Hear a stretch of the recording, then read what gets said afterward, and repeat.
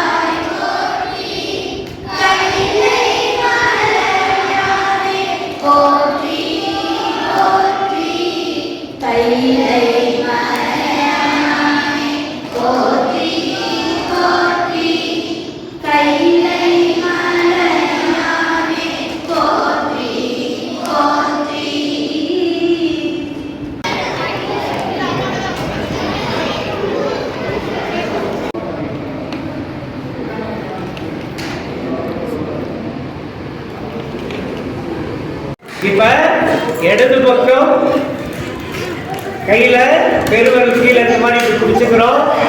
ரெண்டு பேரும் தான் முக்கியம். தம்பி யாரோ விடுறீங்க உட்காரு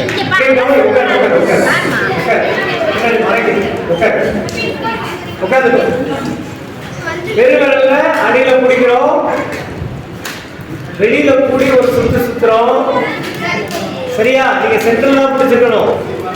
சுத்தி மறுபடியும் இழுத்து வச்சுட்டு இது இப்படி விட்டுறக்கூடாது. கப்பல் மேல் நோக்கி பார்த்து விட்டா மேல போகும்.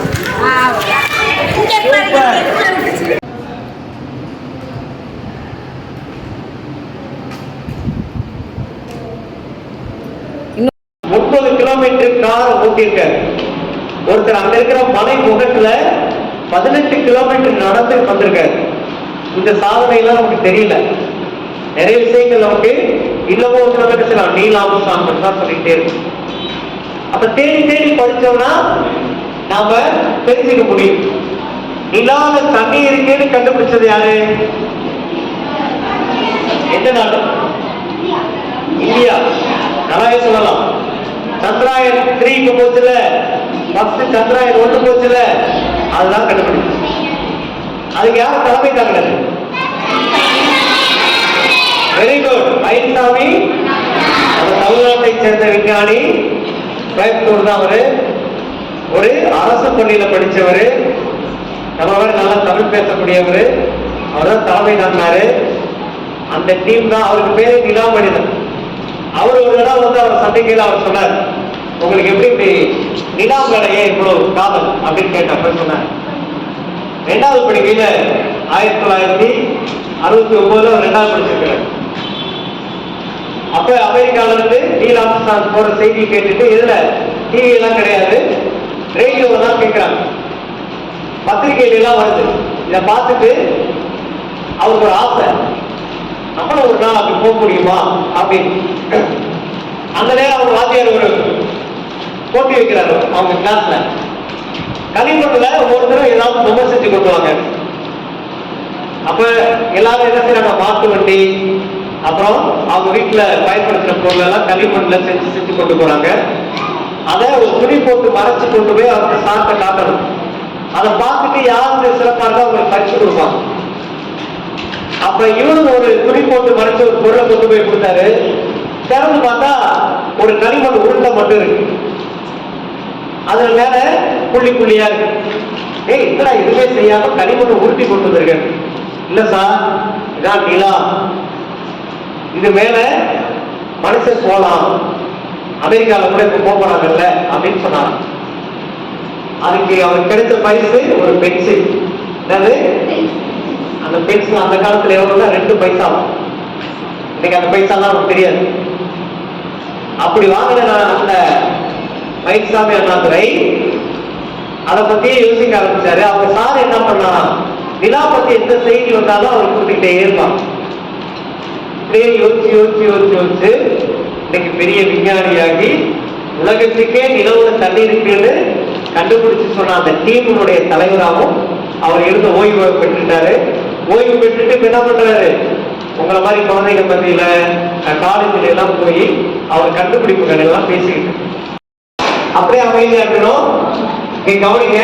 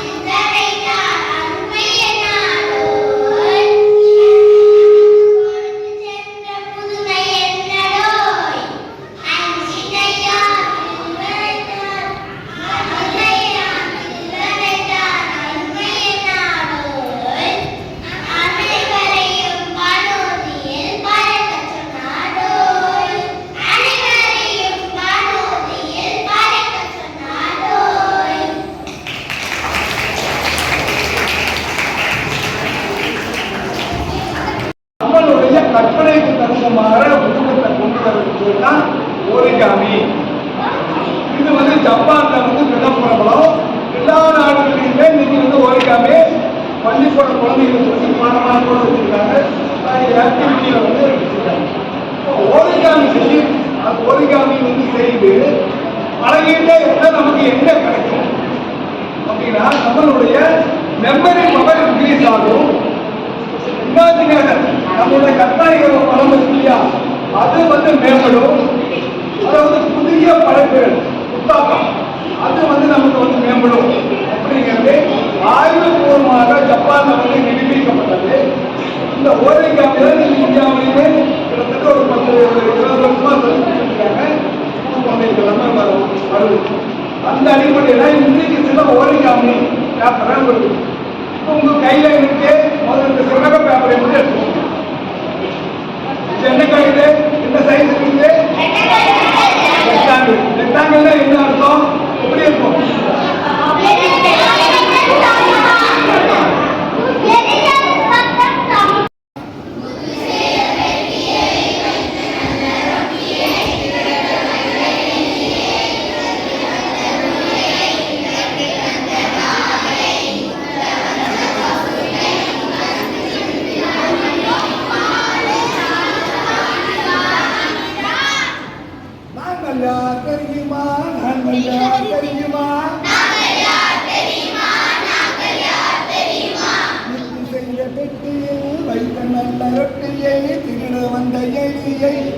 வந்த பூனையை நிறுத்தி வந்த காக்கை முட்டை வந்த பசுவின் கண்டுபிடிக்கும் பாலை முடிப்பதும் நாங்கள் தான் நாங்கள் தான்.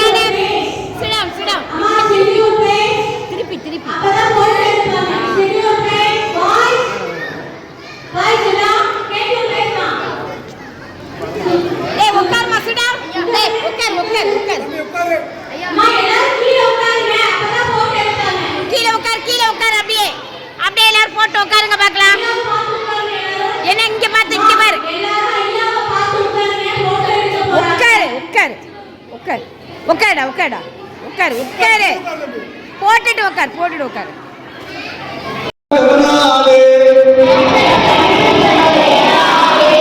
தும்பைப்பூ எதனால் வெளுத்து இருக்கு?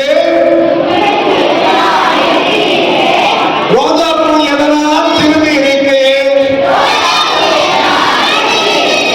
மின்மினி பூச்சியின் பின்னால் அடிக்கடி விளக்குண்டி மின்னிது எதனாலே? எதனாலே? எதனாலே? எதனால்? எதனால்? எதனாலே? குருவியின் காக்கையும் பரப்பரை போலாலே கூட பறக்கலை எதனாலே? அண்டியால்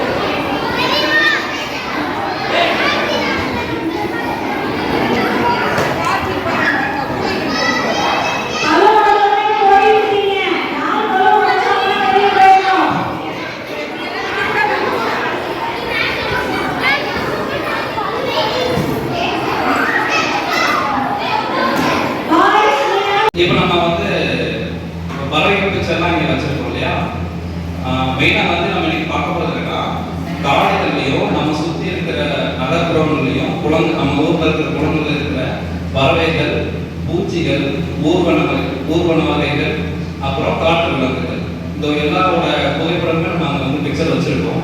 ஸோ நம்ம பொதுவாக வந்து பறவைகள் இந்த மாதிரி விலங்குகள் எல்லாமே நம்ம பார்க்கணும்னா வந்து காட்டுக்குள்ள போகணும், இல்லைன்னா பறவைகள் பார்க்கணும், எங்கேயாச்சும் ஒரு பேர்ட் சாங்சுரி போகணும், அப்போ தான் பறவைகள் பார்க்க முடியும் அப்படின்னு சொல்லி நம்ம ஒரு காமனாக ஒரு கருத்து இருக்கு இல்லையா? அப்படி இல்லை. பறவைகள் அப்படின்னா நம்ம சுற்றி எல்லா பக்கமே பறவைகள் இருக்கு, நம்ம அதை கவனிக்கிறது இல்லை. இந்த பறவைகள் வந்து சுற்றுச்சூழலுக்கு என்ன பண்ணுது, நம்மளோட என்வரன்மெண்ட்டுக்கு வந்து என்னென்ன பயன்கள் தருது, இப்போ நம்ம சந்திச்சுட்டு இருக்கிற இயற்கை சார்ந்த பிரச்சனைகள்லாம் எதனால வருது, ஸோ அதுக்கும் வந்து பறவைகளுக்கும் என்ன சம்பந்தம், பறவைகளை நாம் ஏன் பாதுகாக்கணும் அப்படிங்கிறத நம்ம இன்னைக்கு பார்க்கலாம். சரியா? அதுக்கு முன்னாடி வந்து பறவை புகைப்படங்கள் இங்கேருந்து பார்த்துருப்பீங்க எல்லாருமே, ஆனால் அந்த அளவுக்கு உங்களுக்கு விசிபிளாக இருக்குன்னு தெரியல. இப்போ எல்லாருமே வந்து இப்போ நீங்கள் உட்கார்ந்த இடத்துலயே உட்காந்துருங்க.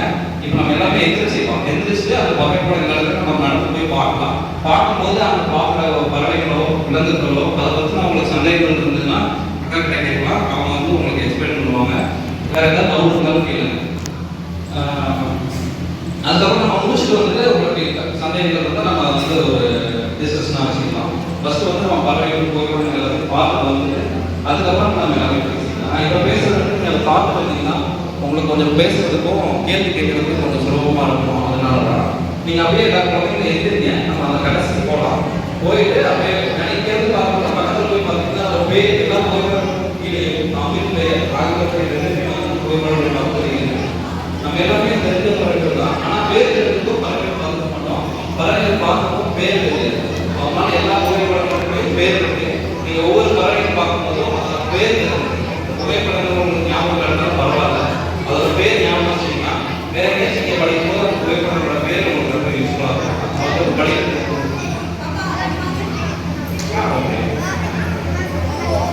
ஒரு லைட்டாக நம்ம எழுந்திரிச்சிக்கலாம். ஒரு லைன் எழுந்திரிச்சிக்கலாம். அப்புறம் வந்து பார்க்கலாம்.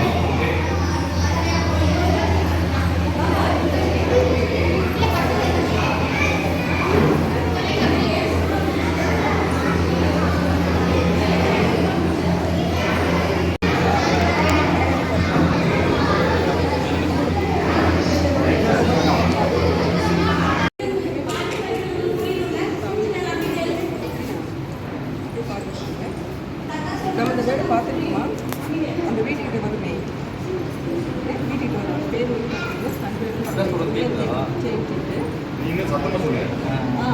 இல்லை, இவங்க அப்படியே பேர்டு பார்த்துட்டு வருவீங்க. அப்படியே பார்த்துட்டு வருவோம். இதை பார்த்துட்டு வந்ததுக்கப்புறம் அங்கே வந்து நல்ல கேள்வி கேட்பாங்க. இதில் வந்து நீங்கள் பார்க்கும்போது பேர்டோட நேமும் பாருங்கள்.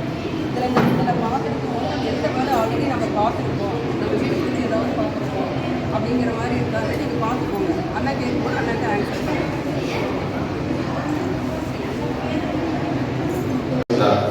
ஐயாவுக்கு நன்றி. இதில் நீங்கள் தெரிஞ்சுக்க வேண்டியது, பறவை டிஸ்பிளே பண்ணியிருக்காங்கன்னு நினைக்காதீங்க. நல்லா கவனிங்க. இந்த பறவைகளை மட்டும் டிஸ்பிளே பண்ணியிருக்காங்கன்னு நினைக்காதீங்க. இவங்களுடைய தன்னுடைய வாழ்நாளில் தங்களுடைய வாழ்க்கைக்கு தேவையான டைம் போக மிச்ச டைமை இது மாதிரி ஸ்பெண்ட் பண்ணி இதை கொண்டு வந்து உங்களுக்கு காட்டணும்னு முயற்சி பண்றாங்க பாரு, அதுதான் முக்கியம். அது மாதிரி வாழ்க்கையில நீங்க படிச்சாலும் சரி, வேலைக்கு போனாலும் சரி, உங்களுடைய வாழ்க்கையை ஒரு பகுதி நேரத்தை இந்த சமுதாயத்துக்காக செலவிடணும். மற்றவர்கள் நம்ம தெரிஞ்ச விஷயங்களை மற்றவர்கள் கொண்டு போய் சேர்க்கணும். எல்லாரும் வளமா இருக்கணும். இந்த பறவைகள்லாம் வளமா இருக்கணும். காலை அடையக்கூடாதுன்னு நம்ம உயர்ந்த எண்ணத்தை செய்யறாங்க. அதுபோல நானும் நம்ம வாழ்க்கையில ஒரு பகுதியை இந்த சமுதாயம் வளர்வதற்காகவும், இந்த நாடு நல்லா இருக்க வேண்டும் என்பதற்காகவும், உயிர்களெல்லாம் நல்லா இருக்க வேண்டும் என்பதற்காகவும் நம்முடைய நேரத்தை இவங்களை பார்த்து தெரிஞ்சு நாமும் நம்ம டைமும் ஒரு டைம் ஸ்பெண்ட் பண்ணி தினமும் 1 hour செடியை பாதுகாக்கிறது, பறவைகளை பாதுகாக்கிறது, இதுக்காக டெய்லி ஒரு 1 hour ஸ்பெண்ட் பண்ணோம்னா கண்டிப்பா எல்லாரும் நீங்க இங்க இருக்க எல்லாரும் ஸ்பெண்ட் பண்ணீங்கன்னா கண்டிப்பா எல்லா பறவை உயிர்களையும் எல்லா விலங்குகளையும் கண்டிப்பா நம்மளால காப்பாற்ற முடியும். செய்து வருவதா நாம் பறவைகளை அளவாக எப்படி பார்த்தோம் என்பதை உங்களுக்கு உதவி. நான் உங்க மாதிரி சின்ன பையனா இருக்கும்போது எங்க அப்பத்தா கூட எனக்கு சொந்த ஒரு கோயில், எங்க அப்பத்தா கூட பனிக்கடலை அது பேர் கொண்டக்கடலை, கொண்டக்கடலை சொல்லுவோம். பனிக்கிழமை போகும். அதெல்லாம் செடி காய்ச்சி போய் அதை விட்டுக்கணும். அப்படி நம்ம போய் அப்பதாவோட போய் நம்ம எல்லாம் பனிக்கிழமை போகும். எப்போ இந்த மாதிரி லீவு நேரம் ஸ்கூலுக்கு லீவு போட்டு அப்போ ஒரு வீட்டில் வந்து 5 தலைமுறை இருப்பாங்க. இது மாதிரி ஒரு பாட்டி இருக்கு, அவங்க அம்மா இருக்கும், இவங்களுடைய மகன், இவங்களுடைய ஒரு மகன், ஒரு 5 தலைமுறை ஒரே வீட்டில் இருக்கும். நிறைய குழந்தைகள் இருப்பாங்க.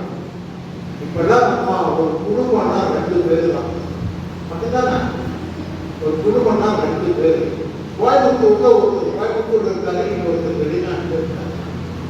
அப்படி குடும்பங்கள் என்பது உறவுகள் அற்று கூட பேசுகிற குழந்தைகள் அற்று போயிருக்கிற இந்த சூழலில் நான் ஒரு 5-6 நேரம் பேத்திகள் அப்பத்தாவுக்கு பின்னாடி போகும். அப்பத்தா படிக்கிறது ஒரு குச்சி ஒரு நீளமாக 2 அடி நம்மளை அடிக்கிறாங்க. நான் ரொம்ப நாளாக நினைச்சேன், எங்களை அடித்துதான் இப்படி அப்பத்தா ஒரு பெரிய பெரும்போலவே திரியாரோன்னு நினைச்சேன். ஆனா அப்பதான் வந்து ஒவ்வொரு முறையும் கடலை செடி விழுந்துகிற போது பெரும்போடு தான் வரும். அது நாங்க நினைச்சுக்குவோம், ஏற்கனவே டீச்சர் கையிலோ பிறந்திருக்கு, போலீஸ்கார் கையிலும் பிறந்திருக்கு, அப்பத்தான் கையிலையும் பிறந்திருக்கு. நம்ம குடும்பம் ஒன்னா என்ன விடும் அடி விடும் நினைச்சிட்டு அப்பதான் சொன்ன மாதிரி குடும்பம் கூட கடலை செடி மடி கூட்டி அப்பதான் 2 ஏக்கர் கடலை செடி விழுந்ததுக்குள்ள ஒரு 3 இடத்துல 4 இடத்துல பெரிய மட்டம், கையில பிறந்து வச்சு மட்டம் சைக்கிள் டயரை விட பெரிய மட்டம் வச்சு போட்டு நம்ம எல்லாம் குடிக்கிட்டு போயாச்சு. இப்ப அந்த நாட்டுக்குள்ள எல்லா கடலை செடியும் குடியாச்சு. ஒரு 4 வருடம் இன்னும் 4 வருடம் குடிக்கப்படாம அப்படி இருக்கு. நாளைக்கு பள்ளிக்கூடத்துக்கு லீவ் போட்டு இதை சாக்காட்டிட்டு இருந்தீங்கன்னா நாங்களும் வந்துடுவோம். அடுத்த நாள் அப்பதான் காட்டிட்டு போவோம். அந்த கடலை செடி அப்படியே கிடக்கும். நான் கேட்பேன், அப்பதான் அந்த கடலை செடி எப்ப பிடிங்களா? அது வேண்டாம் சாமி, அது விட அப்படி ஏப்பதான் அது பாம்பு சாமி பாம்பு சாமி அதுல நம்ம கடலை செடி பிடிக்காம வந்த 2-3 இடத்துலையும் காடை குட்டை வைக்கிறது. அப்போ கடலை செடி காடை முட்டைக்கு பாதுகாப்பதற்காக விட்டு வந்த அறம் சார்ந்த அப்பத்தாக்களின் பாலில் பால் குடித்து வளர்ந்த தலைமுறையில் கொள்ளு பெருகிகள். அப்படித்தானே? நமக்கு ஒரு பெரிய நீண்ட பெரிய தொடர்பு என்னன்னா பறவைகளை பாதுகாத்தல்.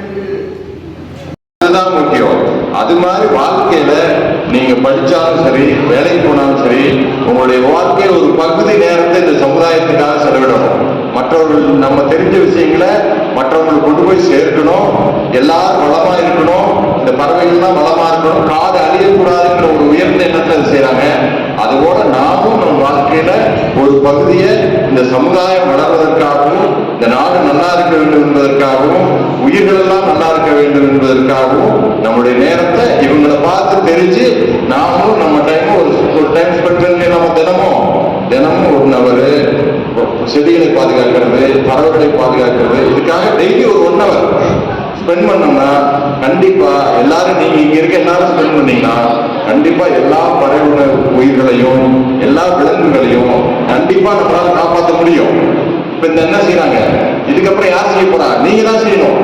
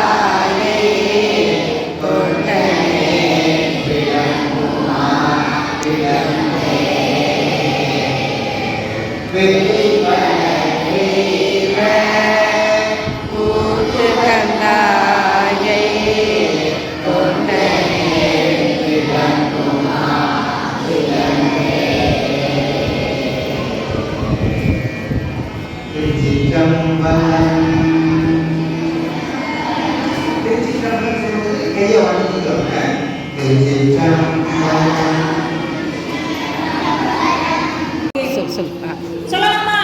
Number 6. Be attentive. Thank you. Number 10.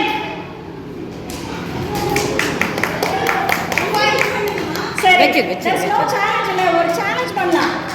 நீங்க